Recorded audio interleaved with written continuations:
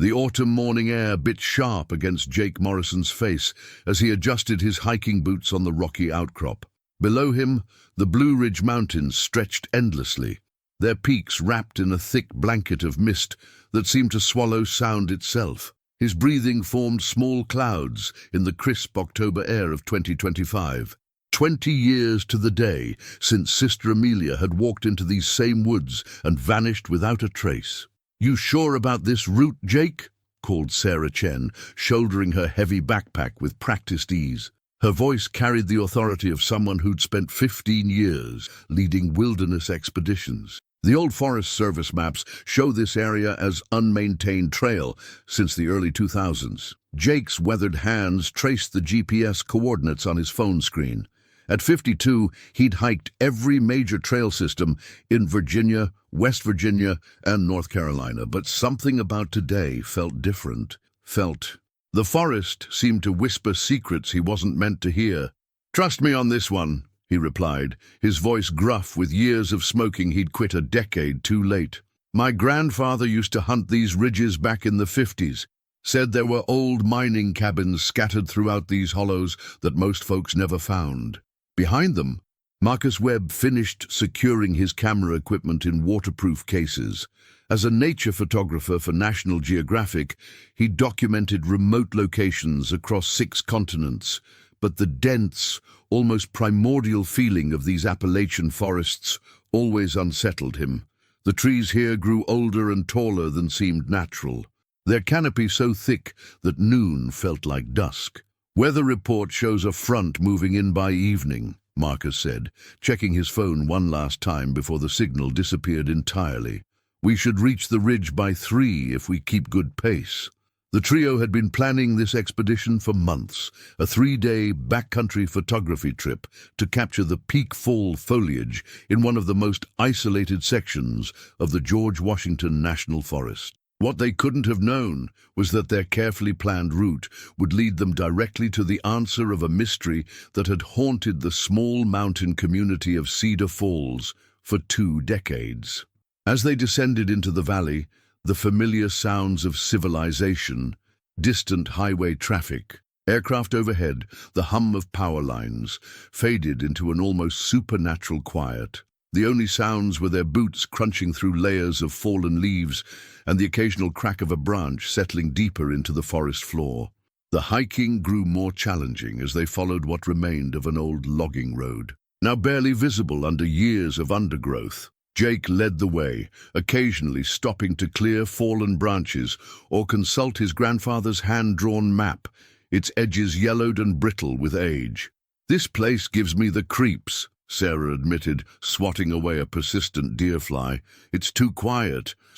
"Even for deep woods, this is too quiet." Marcus nodded, adjusting his camera strap. "No bird calls. Haven't heard a single bird in the last hour." 3 hours into their hike, Jake suddenly stopped. Ahead, barely visible through a tangle of mountain laurel and wild rhododendron, stood the weathered remains of a structure that didn't belong in nature's design. "Well, I'll be damned," Jake whispered.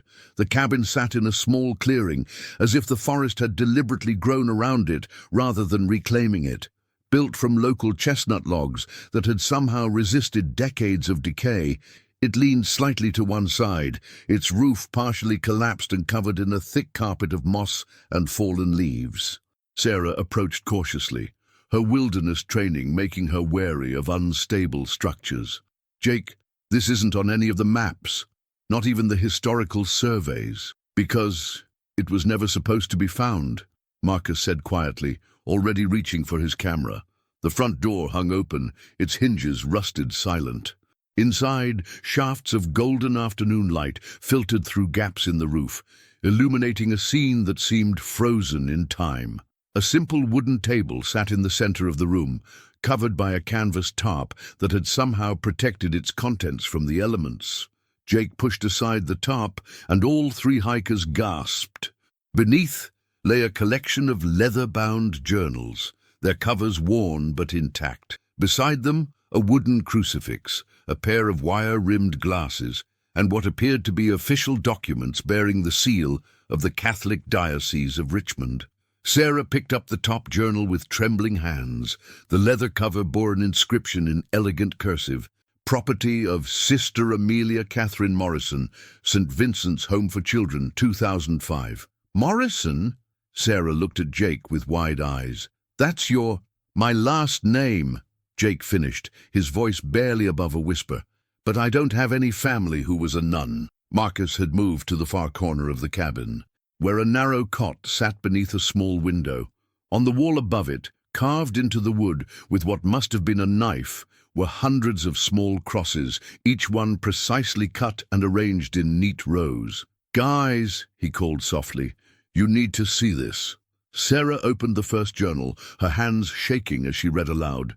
October 15th, 2005. I cannot return. They will ask questions I cannot answer, and the truth would destroy more lives than my disappearance ever could. Tommy deserves better than what they're saying about him, what they're saying about me. I failed him once. I will not fail him again by staying silent. Jake's face had gone pale. Tommy, there was a missing kid from Cedar Falls around that time. Tommy Martinez. Disappeared from some kind of group home. Sarah continued reading. The bishop's letter arrived yesterday. Reassignment for the good of the church, he wrote. As if moving me 3 states away would make the questions disappear. As if distance could clean the stain from their precious reputation. They know what Father Henley did. They've always known. The temperature in the cabin seemed to drop 10 degrees. Marcus lowered his camera, the mechanical clicking of the shutter suddenly feeling like a violation of something sacred and terrible. "We need to call the police," Sarah said, her voice steady despite the gravity of what they'd discovered. Jake was examining the official documents. "These are transfer orders from the diocese, and look at this." He held up a manila envelope marked "Confidential" in red ink. "There are photographs in here." Before he could open it, Sarah grabbed his wrist. "No, whatever's in there, it's evidence now. We don't touch anything else." Marcus had found something else near the window, a small wooden box containing letters tied with a blue ribbon. The return address read, Thomas Martinez, Pine Ridge Juvenile Facility, Charleston. Louis. He was alive, Marcus said quietly. At least when she disappeared, he was writing to her. The implications hung heavy in the cabin air like smoke from a dying fire.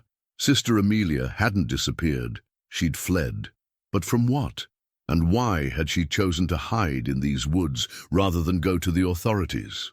As afternoon began to fade toward evening, Sarah made the decision that would change everything. She pulled out her satellite phone, their only connection to the outside world, and dialed 911. "This is Sarah Chen with Blue Mountain Expeditions. We're approximately 15 miles northeast of Cedar Falls, West Virginia, and we've discovered what appears to be evidence related to the disappearance of Sister Amelia Morrison in 2005. We need both police and the FBI out here immediately." While she spoke with the dispatcher, Jake continued examining the cabin. In a small alcove near the fireplace, he found something that made his blood run cold, newspaper clippings dating from October 2005.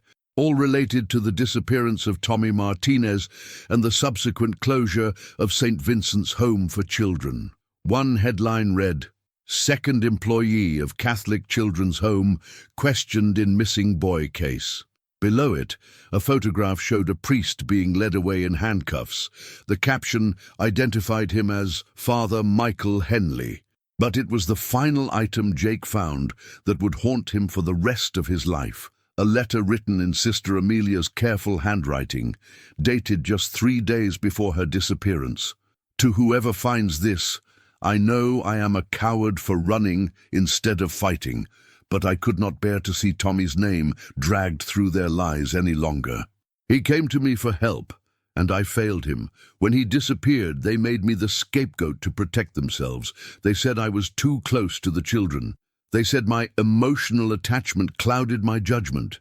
What they meant was that I cared more about the truth than their reputation. I have evidence, photographs, recordings, testimony from other children who were too afraid to speak. It's all here, hidden where they can never destroy it. Maybe someday someone will find it and give Tommy the justice he deserved. I go now to make peace with God and with my failures. If you are reading this, please find Clara Martinez. She was Tommy's aunt, and she never stopped believing in his innocence. She lives in Richmond now, working as a reporter for the Times-Dispatch. Tell her that Sister Amelia remembered her promise. Tell her I'm sorry it took so long. As darkness began to creep through the forest, Jake, Sarah, and Marcus sat in the cabin, surrounded by 20 years of secrets that were about to tear open old wounds and reveal truths that powerful people had buried deep. None of them knew that 50 miles away in Richmond, Virginia, investigative journalist Clara Martinez was finishing her third cup of coffee and staring at a photograph of her nephew Tommy that she kept on her desk, the same photograph she'd been staring at every night for 20 years, wondering what had really happened to the boy who'd trusted her to believe in his innocence. Tomorrow, her phone would ring with news that would change everything.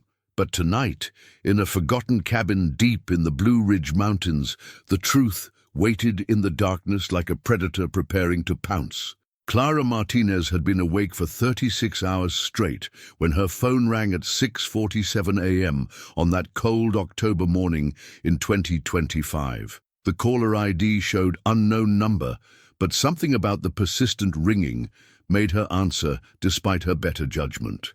Clara Martinez, Richmond Times-Dispatch. Ms. Martinez, this is Detective Ray Sullivan with the West Virginia State Police. I'm calling about your nephew, Thomas Martinez. The coffee mug slipped from Clara's hand, shattering against the hardwood floor of her Richmond apartment. 20 years of carefully constructed emotional walls crumbled in an instant. Tommy! The name came out as barely a whisper. Did you find him? Ma'am, we may have found information about what happened to him. Can you come to Cedar Falls? There's something you need to see. 3 hours later, Clara was driving her aging Honda Civic through the winding mountain roads toward Cedar Falls, her knuckles white against the steering wheel. She'd made this drive countless times in the months after Tommy's disappearance, begging local police for updates, following every lead that went nowhere, watching the case grow cold as the media moved on to newer tragedies. At 38, Clara had built a reputation as one of Virginia's most tenacious investigative journalists. She'd exposed corrupt politicians, uncovered environmental cover-ups, and brought down a human trafficking ring that had operated for years under everyone's noses. But the one case that mattered most, the one that had driven her to become a journalist in the first place, had remained unsolved for 2 decades. Tommy had been 15 when he disappeared from St. Vincent's Home for Children. Not missing, disappeared. There was a difference that only Clara seemed to understand. Missing meant someone was looking. Disappeared meant someone wanted them gone. Detective Sullivan met her at the Cedar Falls police station, a building that hadn't changed since her last visit in 2006. He was younger than she'd expected, probably mid-30s, with the kind of careful expression that cops develop when they're about to deliver life-changing news. Before we talk about what we found, Sullivan said, leading her to a conference room, I need you to understand that this is going to be difficult. The evidence suggests that your nephew's case was complicated. Clara sat across from him, her journalist's notebook already open. Detective, I've spent 20 years knowing it was complicated. Whatever you found, I can handle it. Sullivan placed a clear evidence bag on the table containing one of Sister Amelia's journals. 3 hikers found a cabin yesterday in the National Forest. Inside were personal effects and journals belonging to Sister Amelia Morrison, who disappeared around the same time as your nephew. Clara's breath caught. Sister Amelia. She was the one who tried to help Tommy. She was the only one at St. Vincent's who believed him when he said Father Henley was... She couldn't finish the sentence, even after all these years. We know about Father Henley, Sullivan said quietly. He was arrested 3 days after your nephew disappeared, but the charges were dropped due to lack of evidence. The main witness, your nephew, was gone. They said Tommy ran away, that he couldn't handle the pressure of making false accusations. Sullivan opened the journal to a bookmarked page. Sister Amelia tells a different story. According to her writings, Tommy didn't run away. He was moved. Clara leaned forward, her heart pounding. Moved where? That's what we're trying to determine. But first, you need to read this. He handed her the journal, opened to an entry dated October 12th, 2005. Tommy came to my office today, shaking like a leaf. Father Henley had called him in for confession again. The boy's face was pale, his hands trembling, as he told me what happened in that room. I've reported this to Bishop Morrison 3 times now, and each time I'm told that Father Henley is under review and that I should focus on my own duties. Today, I decided to focus on my duties, my duty to protect these children. I gave Tommy my personal cell phone and told him to call me if Father Henley approached him again. I also gave him something else, a small recording device.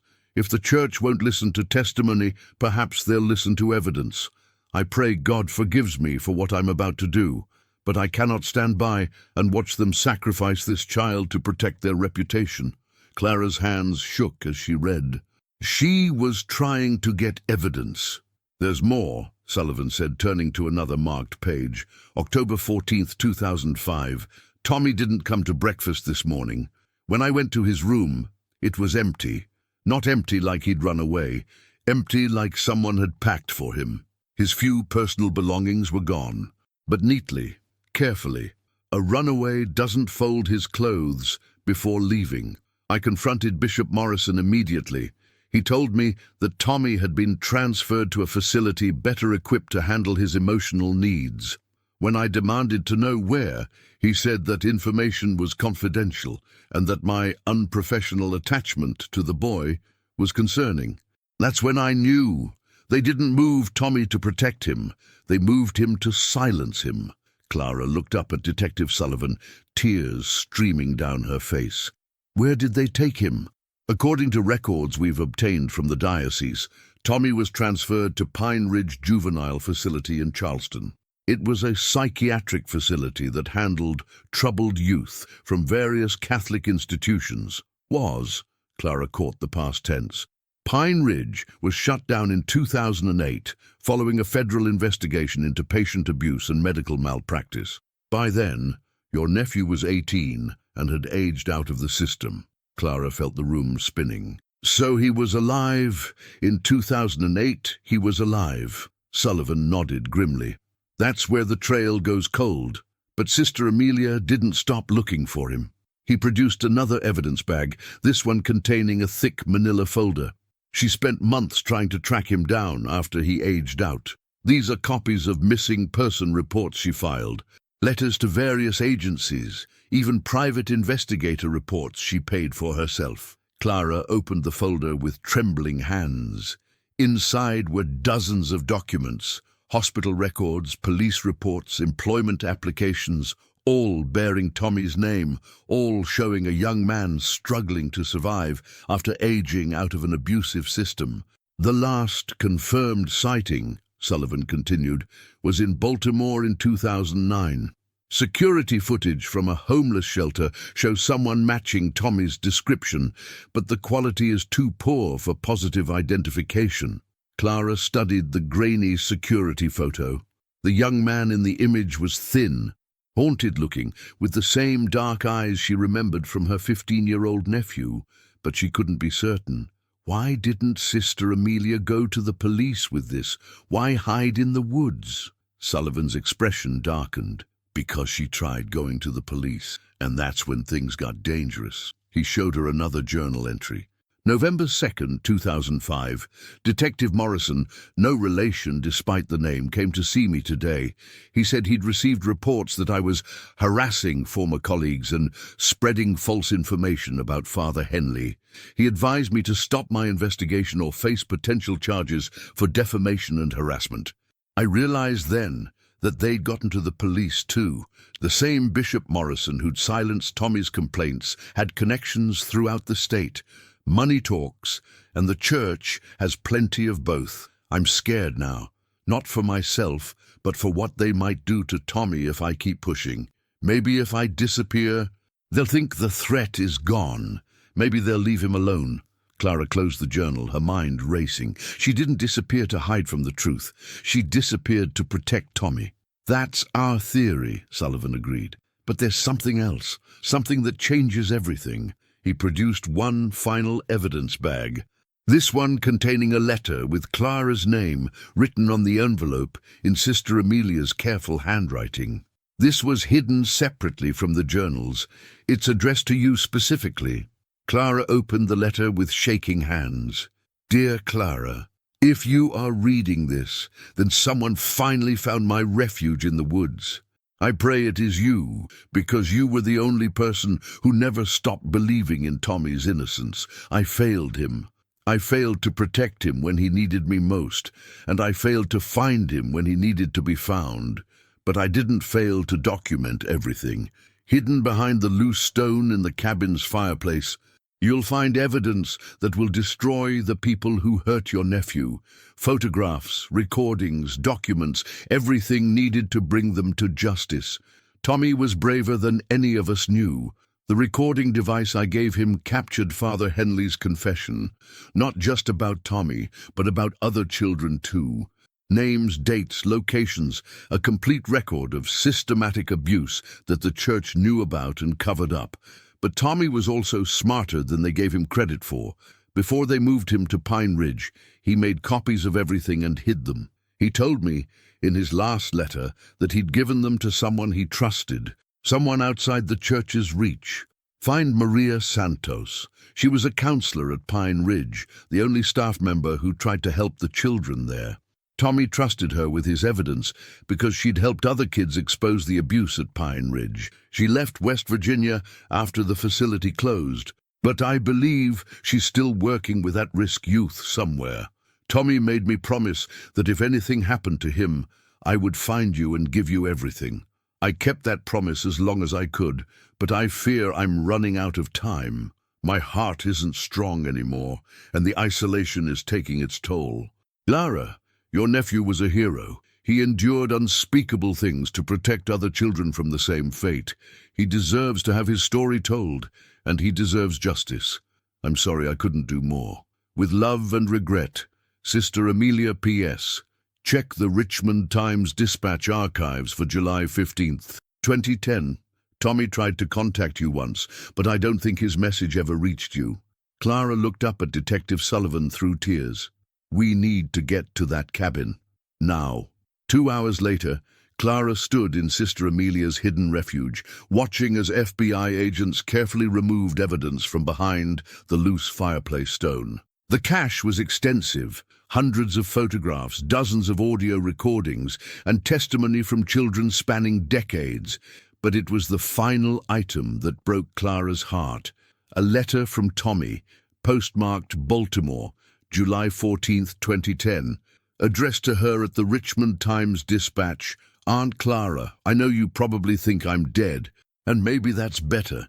They broke me pretty bad at Pine Ridge, but they didn't break my spirit. I have evidence that will put a lot of bad people in prison, but I'm scared to come forward alone. If you get this, meet me at our old fishing spot on the James River on July 20th at noon. I'll wait until sunset. If you don't come, I'll know it's not safe, and I'll disappear for good. I love you. Tommy.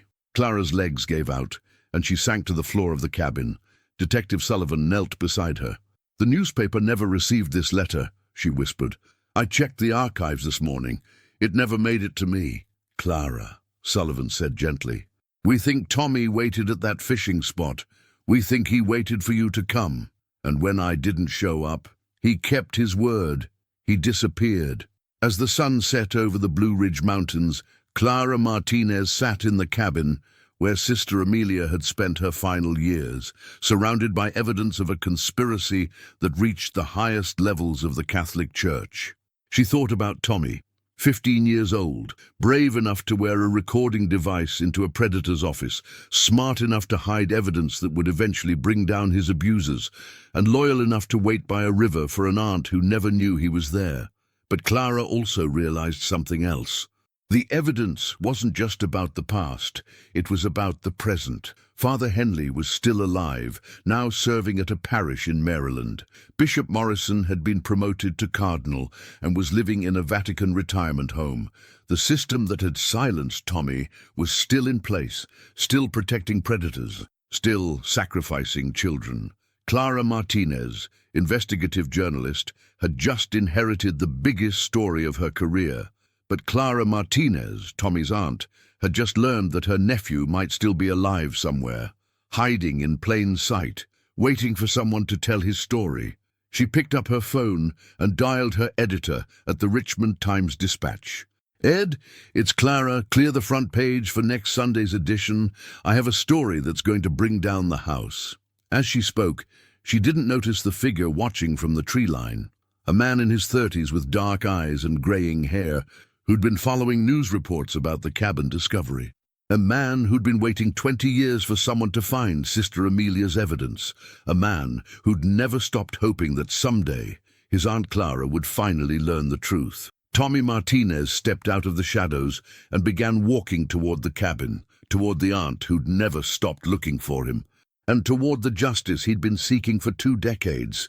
The truth, buried for 20 years in the silence of the forest, was finally ready to come home.